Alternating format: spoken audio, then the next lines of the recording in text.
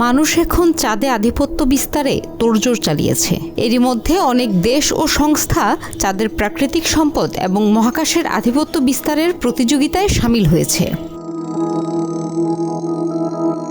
NASA ও চীন চাঁদে মানুষ পাঠাতে চায়। আর্টেমিস প্রকল্পের মহাকাশচারীরা 2026 সালের মধ্যে চাঁদে অবতরণের প্রস্তুতি নিচ্ছে। কিন্তু নতুন মহাশক্তির রাজনীতির যুগে মহাকাশে আধিপত্য বিস্তারের প্রতিযোগিতা কি পৃথিবীতে উত্তেজনা সৃষ্টি করতে পারে এবং সেই দ্বন্দ্ব চাঁদ পর্যন্ত পৌঁছে যেতে পারে? কানসাস বিশ্ববিদ্যালয়ের ভূতাত্ত্বিক জাস্টিন হলকম্ব সতর্ক করে বলেছেন, চাঁদের সঙ্গে আমাদের সম্পর্ক খুব শিগগিরই মৌলিকভাবে পরিবর্তিত হতে চলেছে। মহাকাশ অনুসন্ধানের গতি এখন আমাদের নির্ধারিত আইনকে ছাড়িয়ে গিয়েছে। আউটার স্পেস নামের একটি চুক্তিতে বলা হয়েছে, চাঁদ সবার জন্য এবং চাঁদে যে কোনো অভিযান গোটা মানবজাতির কল্যাণের জন্য। কিন্তু এর মূল উদ্দেশ্য ছিল স্নায়ুযুদ্ধের সময় রাজনৈতিক প্রতিযোগিতা করা।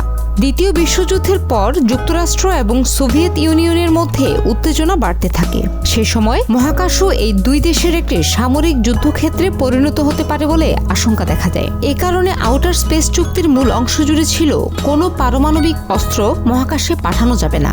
এতে 100টিরও বেশি দেশ সই করে সম্মতি জানায়।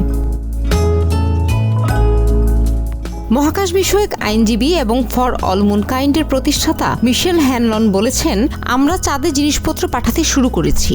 এর পেছনে অন্য কোনো কারণ নেই। এখন চাঁদ আমাদের নাগালের মধ্যে চলে এসেছে এবং আমরা একে অপব্যবহার করতে শুরু করেছি।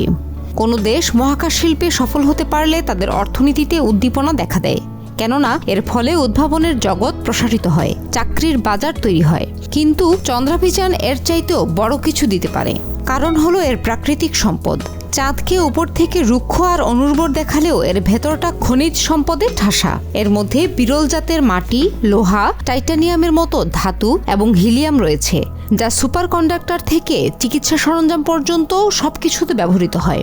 এসব সম্পদের মূল্য আনুমানিক শত শত কোটি ডলার থেকে লাখ লাখ কোটি ডলারের মতো। তবে চাঁদের এই প্রাকৃতিক সম্পদগুলো আহরণ করতে মানুষের যে সক্ষমতা দরকার, তা থেকে মানুষ এখনো অনেক দূরে। চাঁদের যে সম্পদটির চাহিদা সবচেয়ে বেশি হতে পারে বলে ভাবা হয়েছে, তা হলো পানি।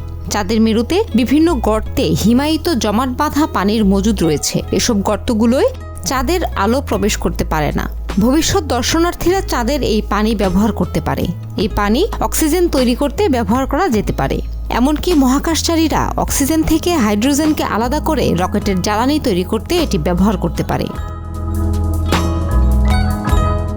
আর্টেমিস অ্যাকর্ডসের মতে, চাঁদে সম্পদ আহরণ এবং ব্যবহার করা উচিত, তবে সেটা এমনভাবে করা উচিত যাতে মহাকাশের চুক্তির সাথে সঙ্গতিপূর্ণ হয়। এজন্য কিছু নতুন নিয়মের প্রয়োজন হতে পারে।